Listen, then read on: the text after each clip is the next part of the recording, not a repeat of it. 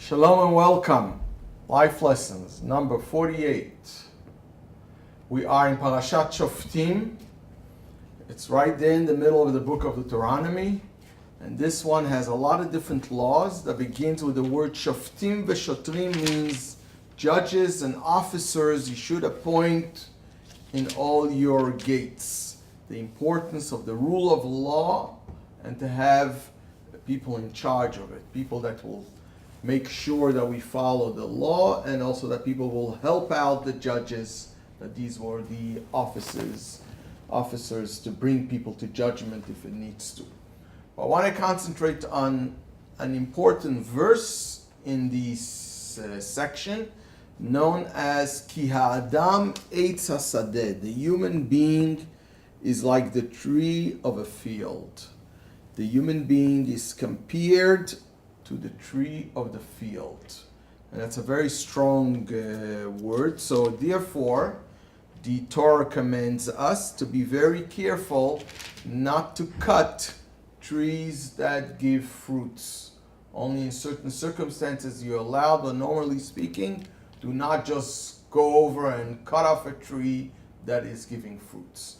And it says the statement because the human being is like the tree of the field. The same as you're not allowed to touch a human being, the same thing you should think about the eitz, a tree. So there's a lot of resemblance and a lot of connections. But before that, just an interesting story that they say that there was the chief of an Indian tribe, and he passed on. So the elders appointed his grandchild to take over the leadership, to be the new chief. But this one was a little bit more modernized and not necessarily knew all the techniques and everything that the previous chief knew. The elders told him that one of the tasks that he has, that as this was summertime, that he needs to let everyone know if it's going to be a cold winter or not. He shrugged, he says, but he told him, well, that's the job of the chief. He has to tell everyone, because if it's going to be a cold winter, they need to start gathering wood. So he thought to himself and says, you know what, I'll be on the safe side. He says, you better start collecting wood. So they're all starting to collect wood. A few days had gone by. He snuck out of the camp and he called up the National Weather Bureau. He calls up and he asks, tell me, do you guys have any idea about this upcoming winter? Is it going to be a cold one, a mild one? He says it's going to be a cold one. He heard that. He went back to the camp and he told the whole tribe, you need to gather even more because it's definitely going to be cold. So they intensify their collecting wood.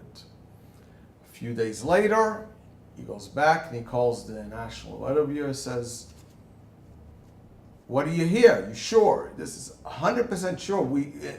And what we said before, we underestimated. It's going to be even colder. Goes back to the camp. He tells everyone it's going to be really, really, really cold. So they gathered and gathered. Snuck out again. He calls up and he says, what do you hear? What do you know? He says, we hear it's going to be extremely cold. So he says, wait a second, tell me, how do you know all this? So the guy on the other side says, are you kidding me? Didn't you hear the Indians are gathering wood like crazy?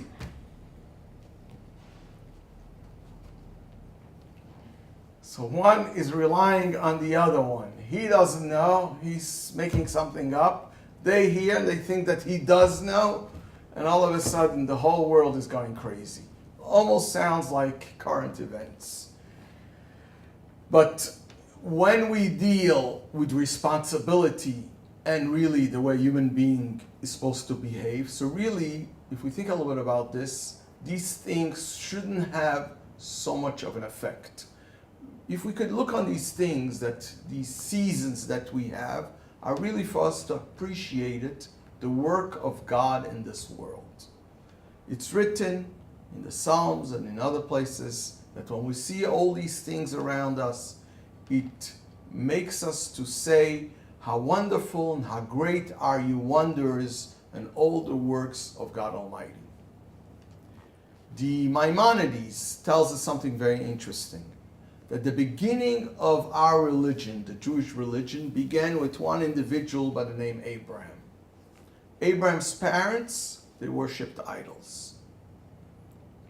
And, there's that famous story that it's been repeated at bedtime to children, that at one time Abraham's father went away on a business, talking many, many years ago, and Abraham's father had an idol store. He used to sell idols.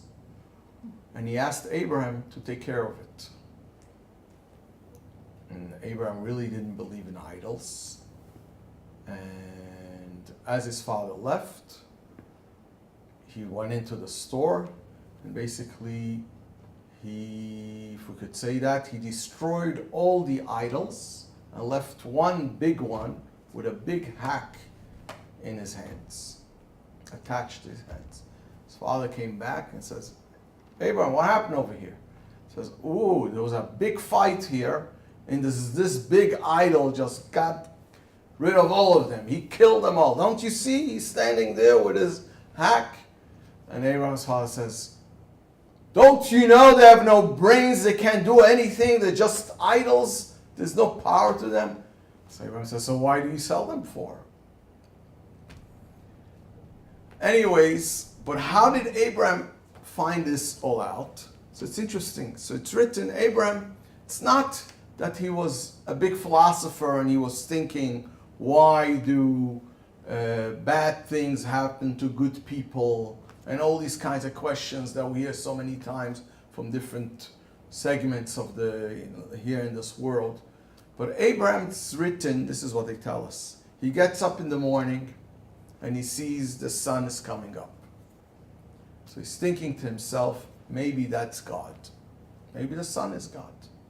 In the evening, he sees the sun going down. He says, well, that can't be God. And all of a sudden he sees the moon. So he says, maybe the moon is God. But in the morning, the moon is gone. So maybe it's the stars. And after looking and gazing on heaven day after day, he came to a conclusion. There has to be a supreme being that's moving all these things. Those are huge objects, the sun, the moon, and it's impossible they're just moving on their own. There has to be a creator that's moving all this.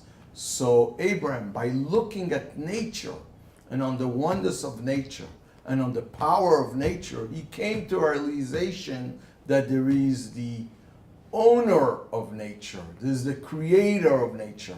And that's how Abraham began. And that's an amazing thing, because we see, especially in the Jewish religion, so many things are connected just with the nature. Passover is springtime. And the other holidays are connected with harvest time. So many things are connected with the times. Evening prayers are connected with the sunset.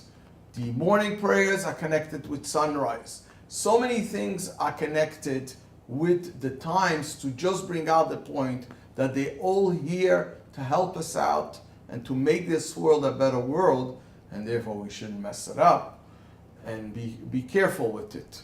And that's the idea also when we see an eclipse, for example. This is interesting by itself too, because here you have where sun and moon that come together, and when they come together, even though at that moment it becomes dark, however, they have the power to blind us if we look straight on it. Because that means that deep down, how strong that light is. And then amazingly, a few minutes later, each one is going to their direction.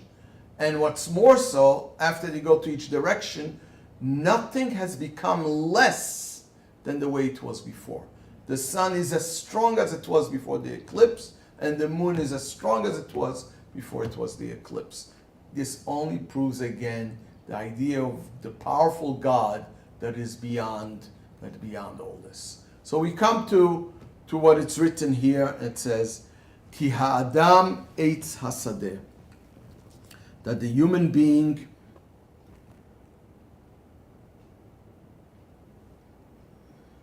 so it says over here, because the tree of the field, it is the tree of the field, a man, that you should be careful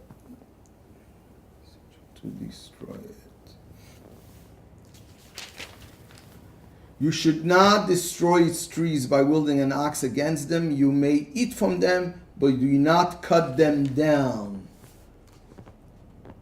For why you should need to destroy it?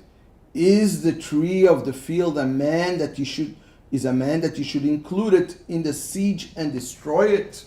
Notice you have to be very careful at what the verse says. But what it means literally is that the human being is like an eight. So the sages, eight is a tree in Hebrew, so the sages tell us something very interesting. If you look the way a tree is, there is the roots. The roots are grounded, and that's what makes it unshakable. So in other words, there's three parts to a tree. There is the roots, then there's the trunk. The trunk is something that grows. It grows. And then there is what it produces. It produces fruits. God forbid you cut off the roots, the whole thing is gone. You cut off the fruits, there's a good chance that it will come back again. So the fruits it produces. So they tell us this is what's happening over here. The roots, if we look at it as a human being, the roots is the fate that each one of us has. We have a great fate, and this is what helps us to survive any challenges that could be out there. Those are the roots, and those are strong roots. And then there is the trunk. The trunk is all the good deeds that we do throughout our life, and we keep on growing. We learn from our mistakes. We learn how to overcome our challenges. All these things are very important in the development of the tree, what we would say of the trunk. If you water it right, it will produce nicely and things like this. And if it's in a good place, not every place is a place where a tree could grow and give you fruits. So in other words, the person has to have a good foundation and have a good background, as we would say, and that will help him to develop and to grow. And now when we come to fruits, what is the idea of fruits? Fruits is where other people could benefit from it. Fruits is that other people could take and benefit from it. So that means when the human being had become not just themselves strong, but also they could give to others and to be an influence to other people. This is the idea here of this tree, the roots, the trunk, and the fruits that develop. That's one idea that is mentioned in this section. Then there's something very interesting over here, and that is in chapter 18. And this is what it says. Something that in our days, not necessarily it exists, but in those days when people used to worship idols, and today we have different kind of idols. Idols of money and other kinds of lust and situation. But in those days, going back to a few thousand years ago, people actually worshipped idols, and they thought that this is gods. You don't have to go into the Greeks, what they believed, but this is what the verse says. At the time when our ancestors were about to go into Israel, God said as follows: when you come to the land that God is giving to you, you shouldn't learn from all the practices of those nations that lived there then. Do not have in you those that pass their son and daughter between two fires. So those are these crazy things they used to do. They used to have two fires and pass their kids between fires. Or practice stick divination. Act of guessing. They used to take bones and try to figure out what's going to be. So there was a lot of things that people did, what in nowadays magicians, but they use crazy things, witchcraft and all these kinds of things that the Torah tells us, stay away from these things. Till even to the point people would consult with the spirit of the dead. And what he says over here is that for whoever does these things, it's an abomination to God. And it's because of these abominations that God is driving these nations before you. Okay? And then comes the simple commandment from God and says, be simple-hearted with God your God. Be simple-hearted with God your God. These things that he's talking about.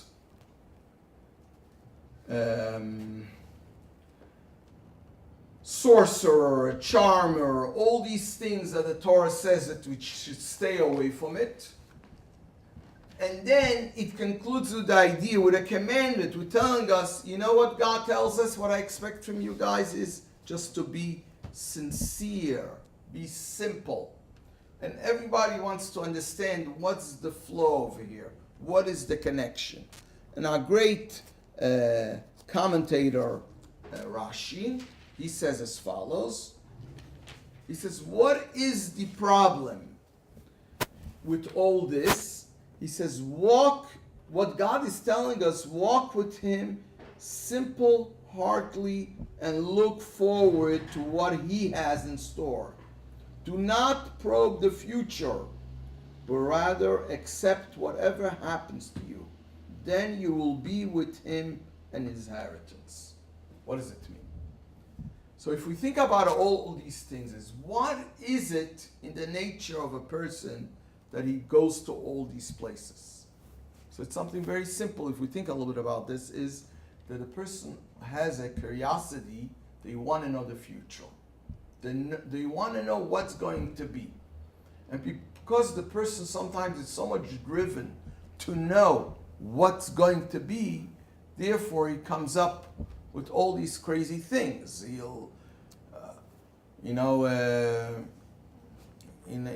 our days, they'll say we may be true or not.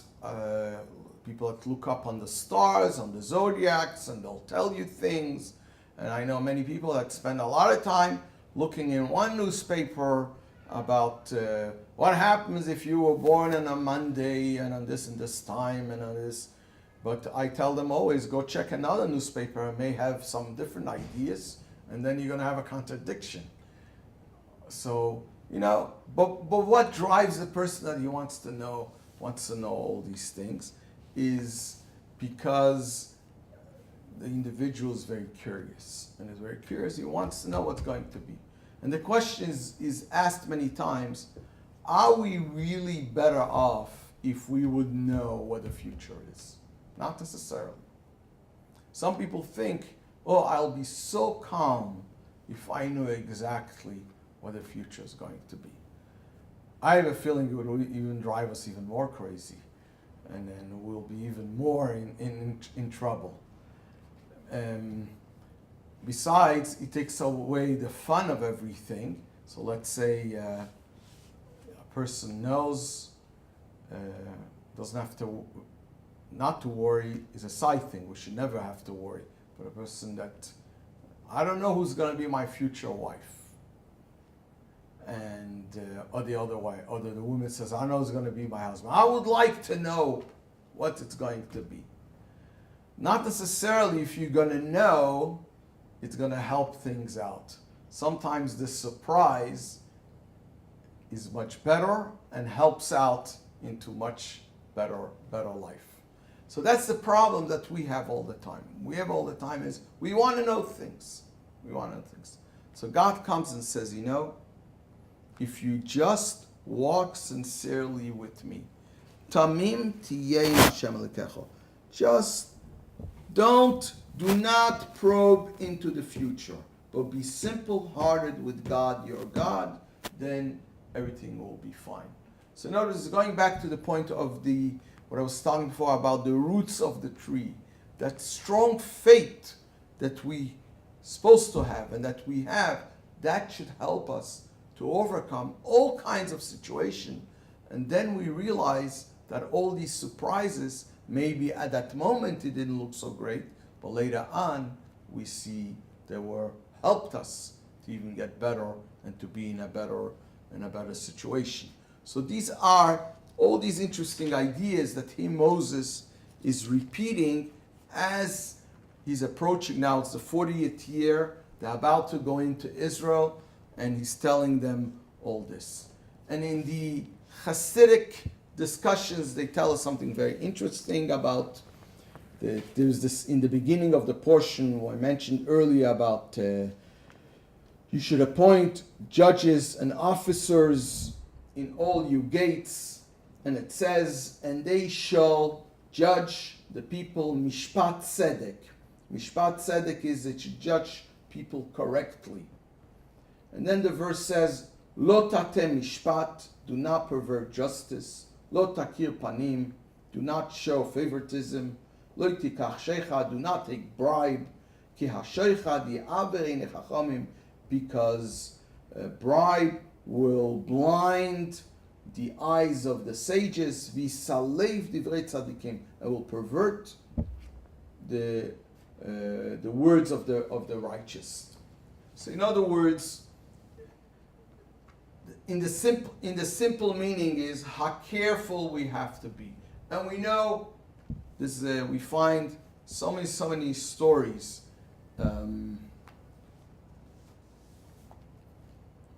They say, and actually in one of the tractates of the Talmud is a whole discussion about the idea of bribe and how careful you have to be. When the person starts praising the judge too much, where in our court system not necessarily that exists, but in those days that did exist. So it says then the judge has to stay away from giving a judgment, because especially when one side is trying to influence. We're not talking about situations if the judge finds an envelope with money in his pocket, where he has to stay away now from giving judgment. But many times, even with words, how a person has to be careful. In Kabbalah and in the deeper meaning of Hasidus, how they explain this, they talk about that this is not just about the simple meaning, but also about the deeper meaning.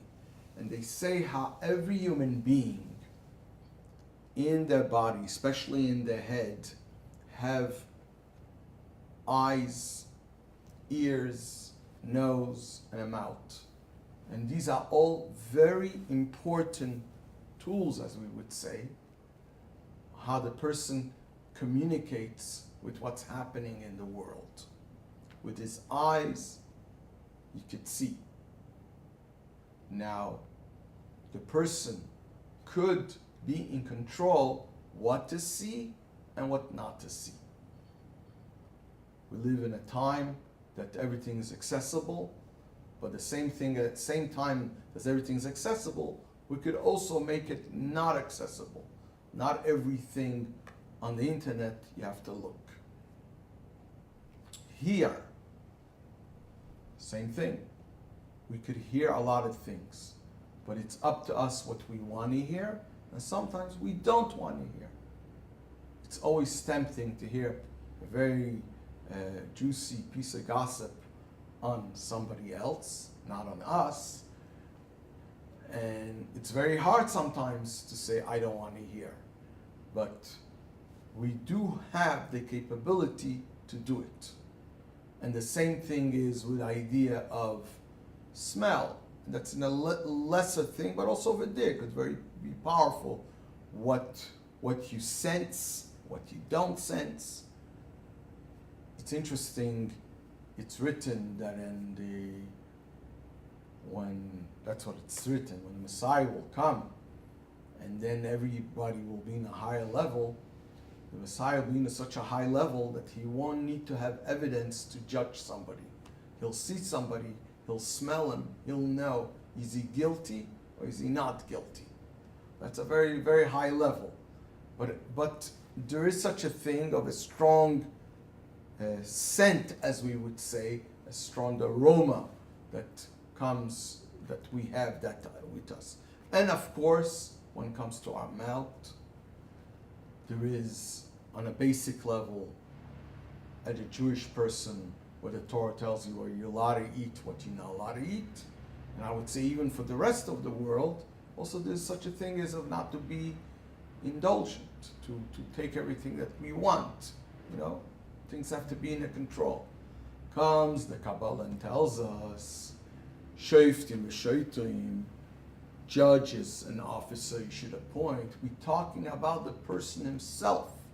The person himself has the capability to be in control of all these things that exist. And it says over here, Bechal she'arecha. Bechal she'arecha means in all your gates. And the gates is, as I mentioned before, the eyes, the ear, the nose, the mouth. All these are different gates that we could open the gate or close the gate. There was an individual that came to a Rabbi and he says, I've got a problem. Things fall into my thought. I can't control. We say the human being's mind keeps on thinking. And that I heard once from the Rebbe himself. He says, if you don't give your brains what to think, then it will come up on its own with different things. So we need to be busy and feed our brain with what to learn. We learn with this, so that's what to think. So this is what says, I can't control all the time. As we would say, evil thoughts come to my mind. So Rabbi says to him, go to visit my disciple far away in a certain city. He came in the middle of the night, and he's so excited. He came, he's knocking on that guy's door. It was the middle of the night. The person didn't open the door. In the morning, he said to him, when he opened the door for him, he says, I came knocking in the middle of the night, he didn't open the door. He says, well, I wanted to tell you that when you got a door, sometimes you allow the person, and sometimes you don't let the person in. He says, same thing about thoughts. When the person is in control, mind is in control over the heart, mind over emotions. When the mind controls things, you could let things in, but at the same time you could shut the door and not let things in. Those are very hard tasks, but this is what it says. God gives us the ability and the strength that we should be able to control, and may we all be successful in helping ourselves being real men, real human beings, and helping other people to do the right thing. Good day.